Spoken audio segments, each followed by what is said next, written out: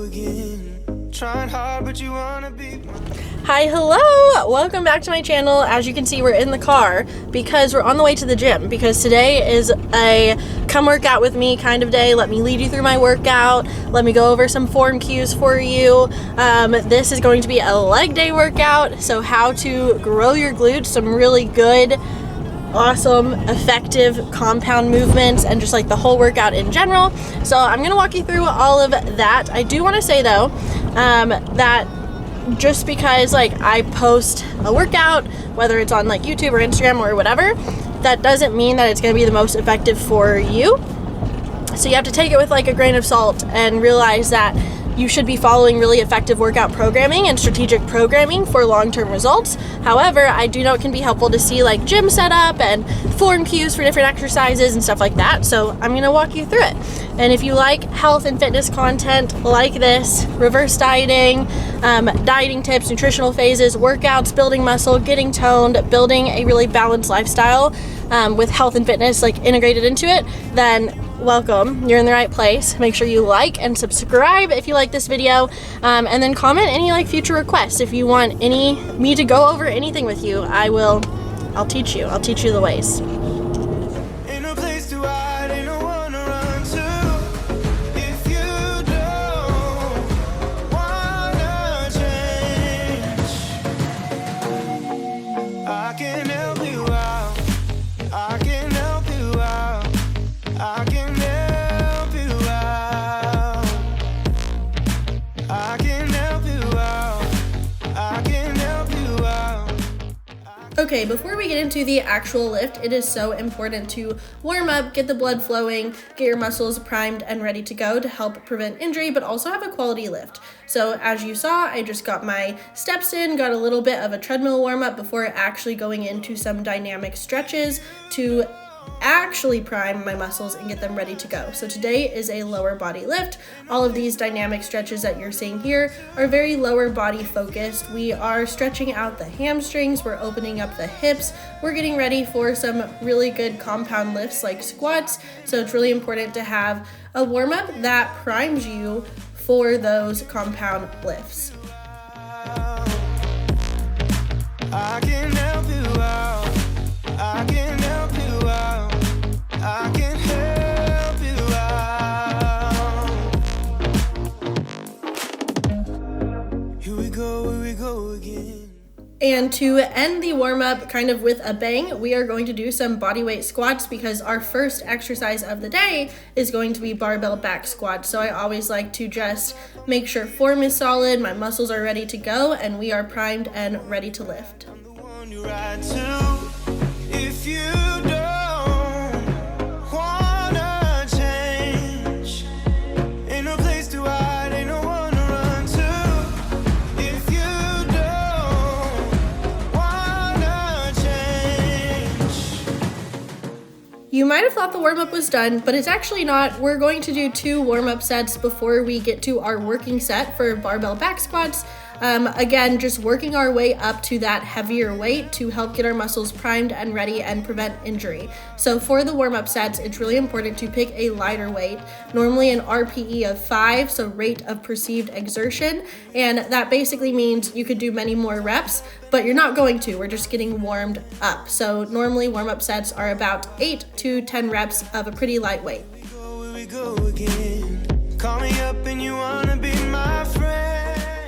After the warm-up sets, it's time to load up some weight on the bar and get to our working set. So today is barbell back squats for 4 sets of 6 to 8 reps, leaving about 1 to 2 reps in the tank or reps in reserve. So we're not going to failure. We want to be able to do a couple more before we stop.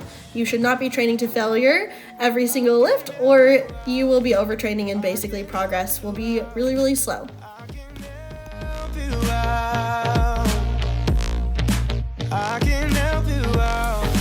I can help you out. Moving on to hip thrust, this barbell rack holder thing that you see here is a lifesaver when it comes to deadlifts or hip thrusts, and I am just putting some weights down there by the bench because the bench is just a little bit too tall for me and I want to be able to reach a full range of motion and be able to dead stop at the bottom without my shoulder blades kind of slipping off of the bench. We are doing 3 sets of hip thrust with about 2 to 3 reps in reserve. So we're definitely not going to failure on this lift. We don't want to be fatiguing our muscles too much because we have many more lifts after this. Make sure for hip thrust that your shins are about vertical with the ground when you're fully extended. You're keeping your chin tucked and you are looking forward, and your shoulder blades stay locked on the bench so you don't slip. Now we're going into elevated reverse lunges, 3 sets of 10 to 12 reps on each leg with about 3 reps in reserve. So again, not going to failure, leaving a few reps left in the tank. Now for these, the whole point is to get a little bit added range of motion. So if your knee is not pretty much touching the ground every single rep, then you are probably not utilizing that elevation as well as you should. I'm the one you ride, I'm the one you ride to. If you don't wanna... Also, lunges are so much cardio for me. If that's the same for you, comment below. I would also like to add that I am resting 90 seconds to up to 2 minutes between pretty much every single exercise, and if you don't need that rest, then you're not lifting heavy enough, okay? I can help you out.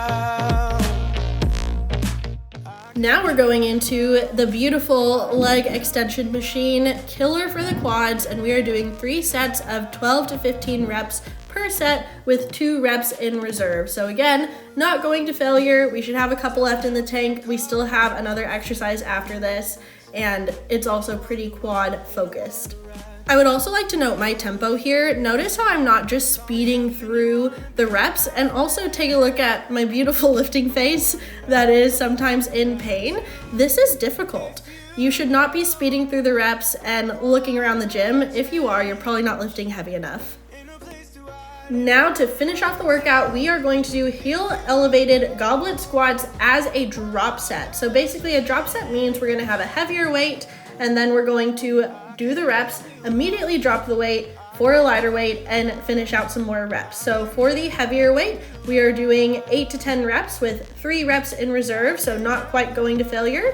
And then we are going to drop the weight by about 30 to 40% and do 8 to 10 more reps immediately, and we're pretty much going to failure, still aiming for 8 to 10 reps, but more so 0 to 1 rep in reserve. These are so hard. The light weight will definitely humble you, because after doing a set with heavier weight, man, dropping that and immediately going into a lighter weight set for the same amount of reps is pretty much gonna demolish your legs. You're welcome. Wanna change, I can help you out. I can help you out. I can help you out. I can help you out. I can help you out. I can help you out.